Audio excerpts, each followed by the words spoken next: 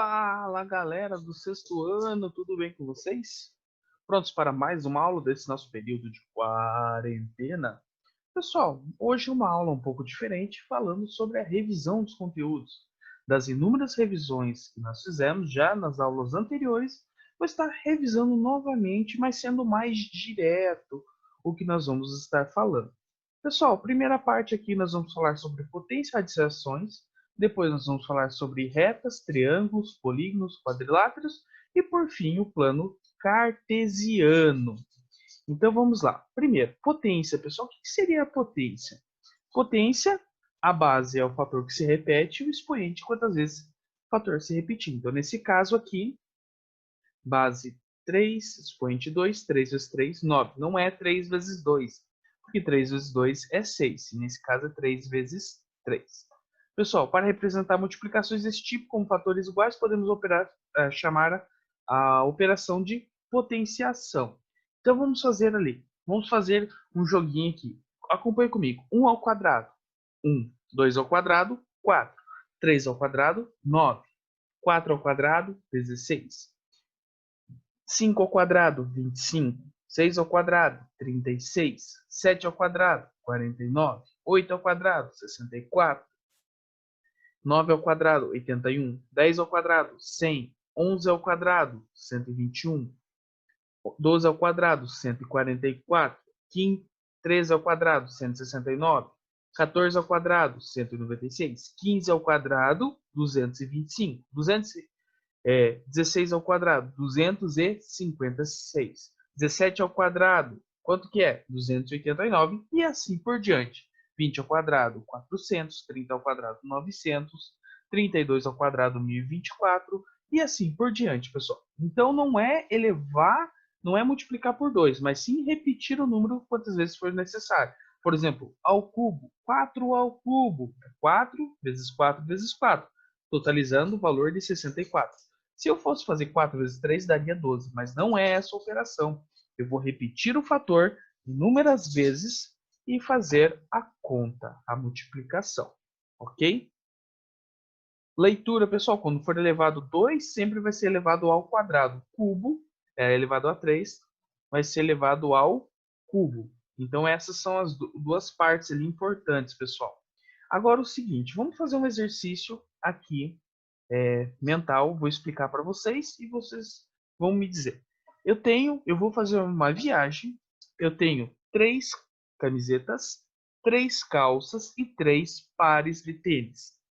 Quantas possibilidades eu tenho de vestir?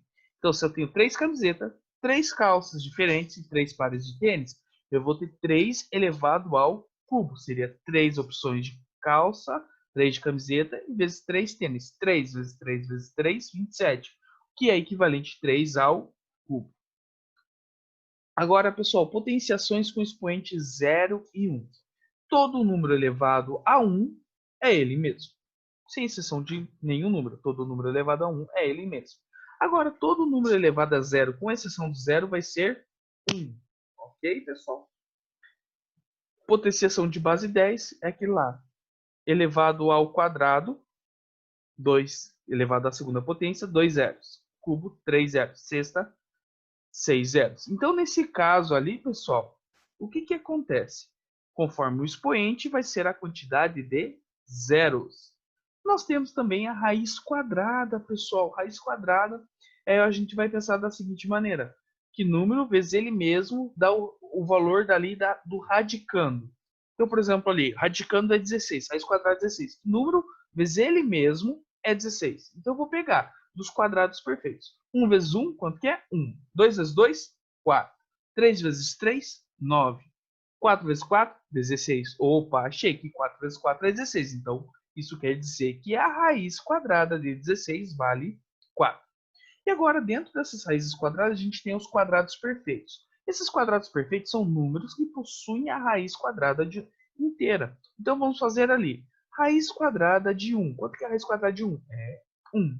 Raiz quadrada de 4? 2. Raiz quadrada de 9? 3. Raiz quadrada de 16? 4. Raiz quadrada de 25, 5. Raiz quadrada de 36, 6. Raiz quadrada de 49, 7. Raiz quadrada de 64, 8. Raiz quadrada de 81. Quanto que é a raiz quadrada de 81? 9. Raiz quadrada de 100. 10. Raiz quadrada de 121. 11. Raiz quadrada de 144, 12. Raiz quadrada de 169, 13. Raiz quadrada de 196, 14. Raiz quadrada de 225, 15. Raiz quadrada de 256, 16. Raiz quadrada de 289, 17. E assim por diante. Raiz quadrada de 400, 20. Esses números são quadrados perfeitos. Também temos as raízes quadradas de 19 ao quadrado, 18 ao quadrado e assim por diante. Mas realizando essa raiz quadrada. O que eu sugiro a vocês montar uma tabelinha, fazendo todos os números elevado ao quadrado, e ao lado fazer esses números tirando a raiz, que vai dar o mesmo resultado. Raiz cúbica é o mesmo raciocínio da quadrada, porém a raiz cúbica, pessoal, nós começamos por onde?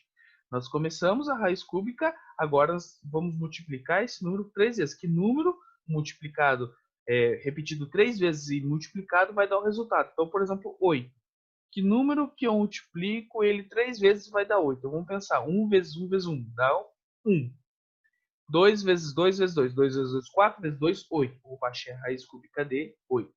Assim como na raiz quadrada, nós temos os cubos perfeitos, que é 1, 8, 27, 64, 125 e assim por diante. Tirando a raiz cúbica desses números, nós vamos ter a sequência de 1 a 10.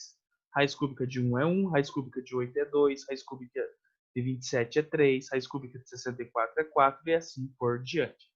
Expressões numéricas a gente já viu, mas vale lembrar. Primeiro começa por potência, depois por multiplicações e divisões, adições e subtrações. Se tiver parênteses, eu resolvo o que está dentro do parênteses, seguindo ali a ordem. Depois eu resolvo o que está dentro dos colchetes e, por fim, das chaves.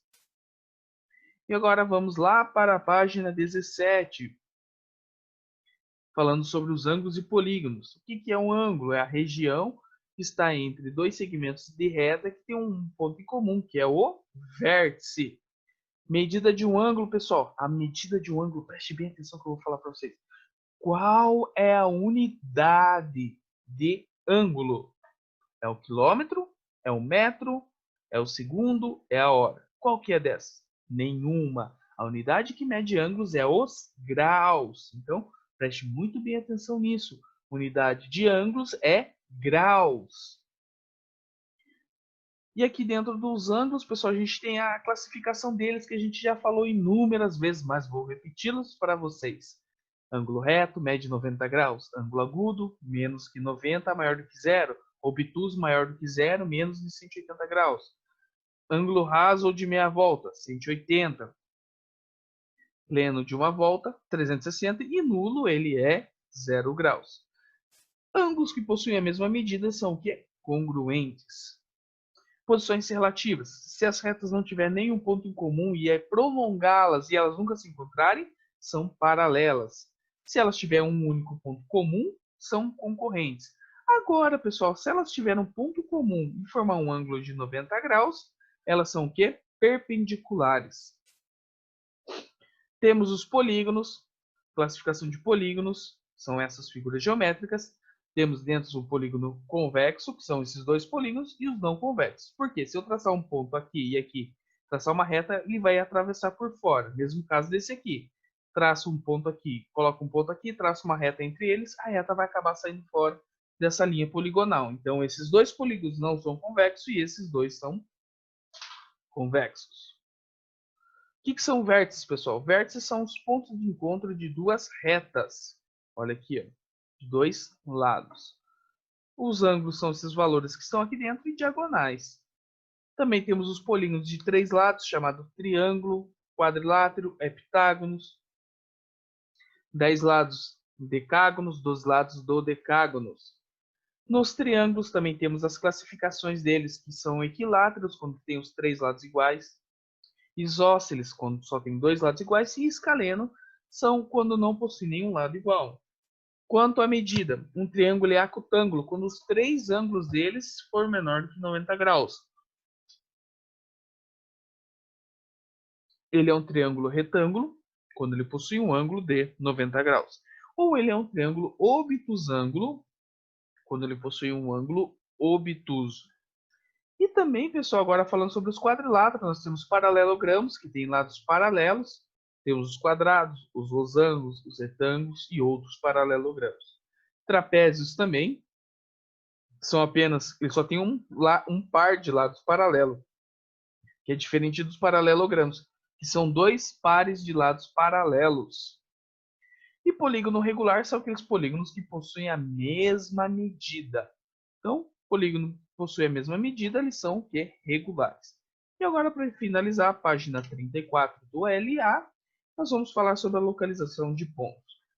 Então, aqui nós temos a localização. Agora, se eu der um exercício assim, a raiz quadrada de 4, aonde está localizada a raiz quadrada de 4? A raiz quadrada de 4 está localizada no ponto A, porque a raiz quadrada de 4 é 2.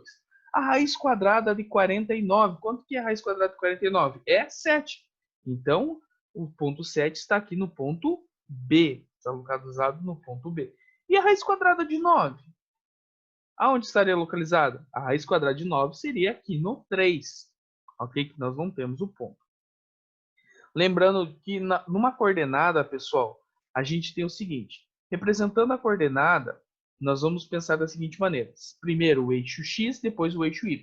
Coordenada das abscissas horizontal, depois coordenada das ordenadas na vertical. X primeiro, depois o Y. São chamados par ordenado.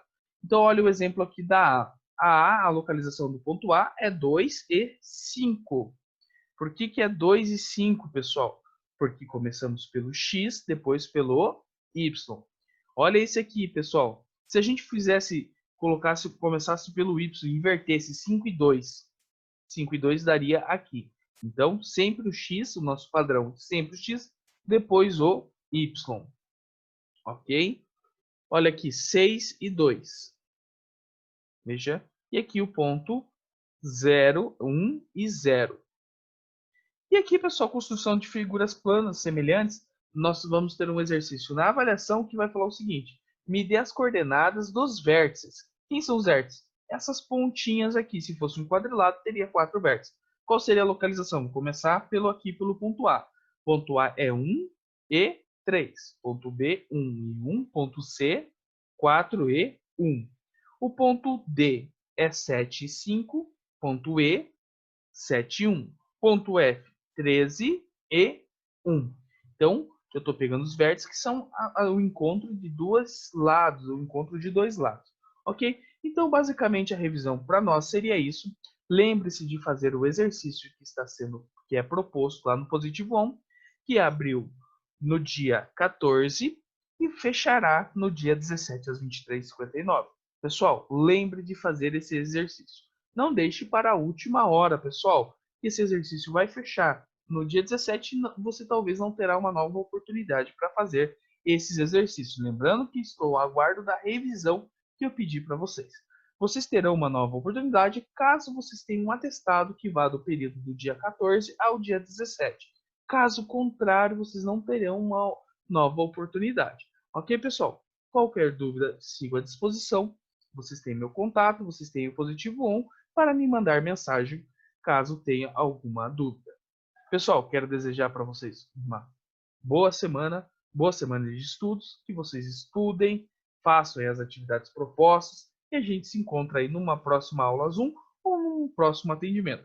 Fiquem com Deus, até a próxima. Valeu!